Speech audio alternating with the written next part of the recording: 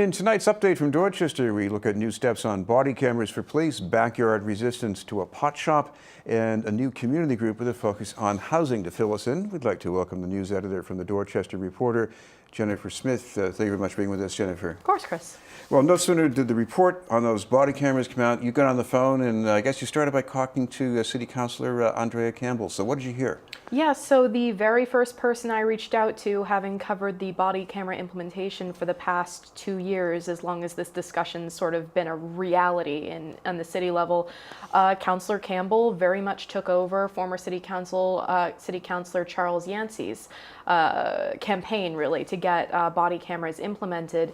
And the first thing she said is, we know this thing has to happen in phases. Let's take a hard look at where we're actually starting here. So, of course, on background, this was a year-long pilot. There were 100 officers who were wearing the cameras, and that already ran the city about $500,000 just for those 100 officers. So if you're looking at the costs that are going to go into this year over year, the city has to kind of be strategic about how they decide to roll out these cameras.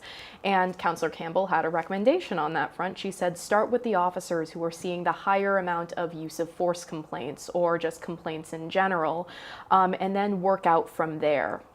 Now, another thing that people were concerned about with cameras is that in some other cities, I guess it seems they encourage police to go by the book and maybe make more arrests. So what about Boston? Yeah, so that actually was one of the things that we heard a lot during the kind of middle stage, as I consider it, of the police camera section, which is people knew that it was probably a good idea, would probably encourage responsible policing, but there were still some concerns specifically around Boston because, of course, it really values its community policing model. And that sometimes requires offering a little bit more leniency when you interact with people on the street who may technically be in violation of the law, but may be better served by being diverted or just warned or something like that. So one thing that we've seen in a few other cities that have implemented police cameras is that it actually encouraged more, how they described it was productivity in the police department. So it was a higher rate of, for instance, arrests and crackdowns. And one thing that's actually encouraging in this Northeastern report that went through and was just released today in its entirety is we didn't seem to see any statistically significant increase in arrests in Boston. And in fact, the number of complaints and use of force complaints actually ticked down very slightly. Yeah, I mean, the change wasn't dramatic, but the researchers said that these cameras seem to have a way of diffusing situations. Yeah, I think really the word that we should be associating with it, or the phrase rather, would be small but significant, is of course what all of the researchers are saying is if you're looking at the numbers, yes, you have a small but significant decrease in the actual kinds of interactions that people have that might cause them to go submit a complaint. But yeah, it basically encourages officers, generally speaking, is what proponents say, to consider that they're being recorded and maybe don't go ahead with a harsher method of interacting with people.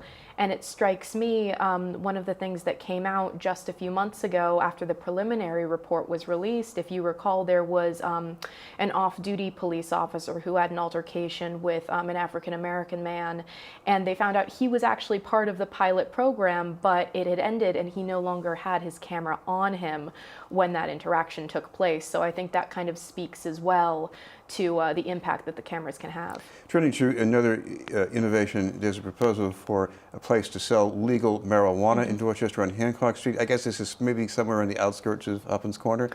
Yes, so this was actually kind of an interesting saga because initially when this thing was put forward in May, when the owner, Benjamin Verga, actually applied to do this, he was looking at this restaurant at 33 Hancock Street as the location. And for those who have kind of been keeping an eye on Dorchester and Upham's Corner in general, they know that this is the place where the Creola restaurant is, which was very contentious because neighbors didn't want a full liquor license there.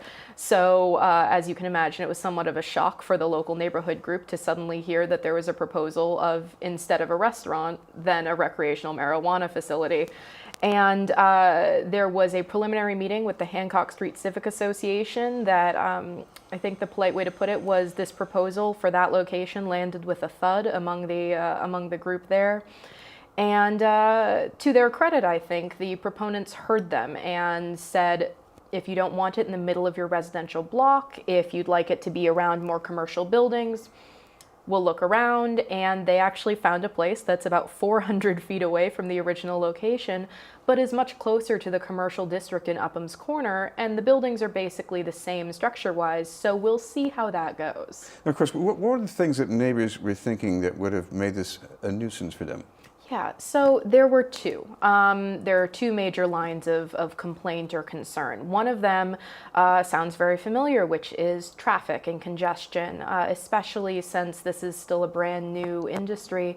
There's only so much you can go on when you're trying to figure out what the impact will be of a new business of this kind on a neighborhood. So almost immediately there was a flurry of emails around through the civic groups, the surrounding civic groups, not even just the ones that were immediately impacted, referring to new openings in Colorado, for instance, or California that saw almost immediately crazy lines forming outside of these legal recreational marijuana dispensaries.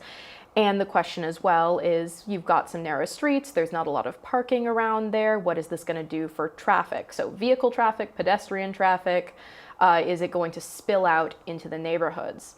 Now that's one concern, and that's something that can kind of be addressed through the normal course of these hearings and processes.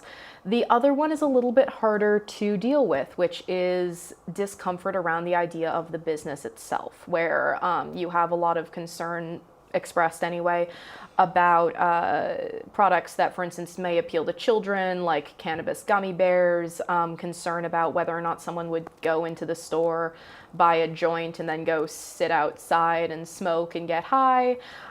So it's kind of hard to parse that, because in that immediate area, they actually voted to legalize by 65% in favor. So there is sort of that discomfort around, you voted to legalize it, but was the assumption that it would never be near you. This is BNN News, and we're talking with Jennifer Smith. Jennifer, another thing I picked up from the neighborhood, and I know this could apply to the whole city really, is that there are some people who feel the city should be more out front on this, maybe do a little bit of filtering of some of these proposals. What about that? On the marijuana front? Yes. Yeah, so there's, I think in part because it's a new industry, there are so many questions that people have, and there's the major question is, where do we go to ask questions about these questions? Who should be the point person on the neighborhood level? Should you be checking in even if one of these buildings were to be licensed and go through? One of the interesting queries that people are trying to raise is, whose jurisdiction is it? If there's actually an issue around one of these, do you call state police? Do you call Boston police? Do you just call the party line if there's too much noise? And there's a lot of uncertainty around this. It's basically, we'd like this to run smoothly, but if it doesn't, who do we reach out to? And also, if we have concerns over the type of product to begin with, how is it being regulated? Who can kind of explain licensing to us? So what you're seeing as far as trying to get these answers is really a proactive approach from neighborhood groups who are independently reaching out to the state, reaching out to the city and saying, can you come to meetings? Can you try and explain this to our groups that are assembled? And that has had kind of limited success, because one person can only answer, the questions within their jurisdiction. You can't really drag half the city out to one public meeting to ask about how marijuana is licensed. So I think there's still a real question about where people go if they have questions. Well, there have been a couple of decisions in favor of rather sizable developments near MBTA stations, but there's one development in Port Norfolk on the water that everybody's coming out against. You talked about this a couple of weeks ago. What's the problem with that? Yeah, so it is actually really interesting in the context of two projects that did just get approved. For instance, the redevelopment of the Boston Globe site has just been okayed through the city to basically turn into a high-tech R&D center, maybe with a beer garden and robots. And then you have a really big project right by the Mattapans T station for a big mixed-use project that'll bring a lot of affordable housing to the neighborhood. And those are both very anchored around the transit hubs that they're near. Conversely, this Neponset Wharf thing is a proposal, a pretty sprawling one, for 96 condo units, about 3,000 square feet of commercial and retail and that kind of thing. But it's at the tip of this little peninsula, the Port Norfolk Peninsula, that's got about 3 little residential roads in and out. One of them is one way. And it's been a bumpy process for the past year. Neighbors have objected to it on a number of fronts. They say it's, an environmentally sensitive area. There's marshes nearby, there's a beach.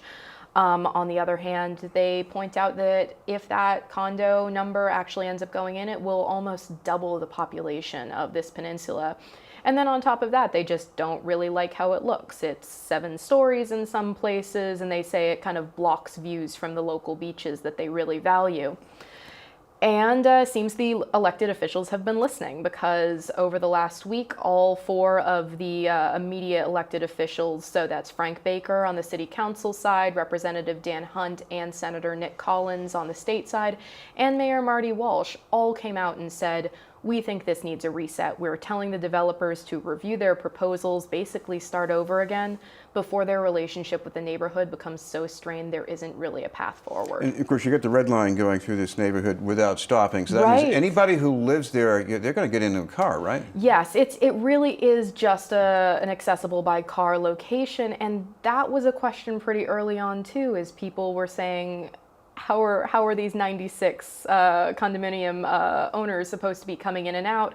And the project does have 170 parking spaces, but of course, think about the vehicle traffic that kind of generates, where the traffic studies say traffic's already pretty bad around there, to be honest, and this will have a minimal impact on that. But of course, if you live on that street, the prospect of another 15, 20 cars coming through in an hour can also jam up your roads pretty significantly. Well, since we've been talking about development, there's another new approach that's taking shape with an organization, what's it called, Grow Together Dorchester? Dorchester Growing Together, I believe. Okay. All of them have Dorchester in the name somewhere. It's just the order of words. And they're pro-growth. So what do they want to see growth in exactly? Yeah, so they classify themselves as a pro-housing collective. So it's basically they want housing. They say we should take a housing inclusive approach to planning for growth in the city. They say, of course, it's no secret that we're in the middle of a big population boom right now. We can hit 1950s level soon. The city's already trying to build 53,000 new units of housing by 2030, and that might not even accommodate the sheer number of people that are trying to move in. So Dorchester Growing Together is saying, well, we need to build then, and we need to have this conversation in the neighborhoods around just getting used to that idea. Find the best places for denser housing, look at different options as far as housing types, but we can't just be advocating for more affordable housing. We have to just be okay with the idea that housing needs to go everywhere in the city, or none of us are going to be able to live here. And this comes in an interesting contrast to the other most recent civic group that popped up around the Glover's Corner area. So on the other side of Dorchester, for instance, from Ashmont, where the Dorchester Growing Together seems to have started from. So the around the Glover's Corner area, you have this group that calls itself Dorchester Not for Sale, that is primarily focused around this planning district that's popped up, and they're advocating for a very heavily affordable housing forward approach to planning for that area. So it'll be interesting in the next few weeks or so, as Dorchester Growing Together gets its feet under it, I suppose, to see how these kinds of groups actually work together or interact with each other, because housing is on the agenda in Dorchester, and the real question is how we approach it. Well, one story I'm sure you've been following, and this is a story that really crystallized in the report from the Washington Post about the racial disparity, the dramatic disparity in unsolved cases. Yeah. A lot more of that among people of color, especially the black community. And you had a story about one family, they have an unsolved case. The victim was A.J. Montero. Tell me about that family. Yeah, so his mother, Arminda Baptista, is an Upham's Corner resident. She was actually at one of the meetings about the marijuana facility we were talking about earlier.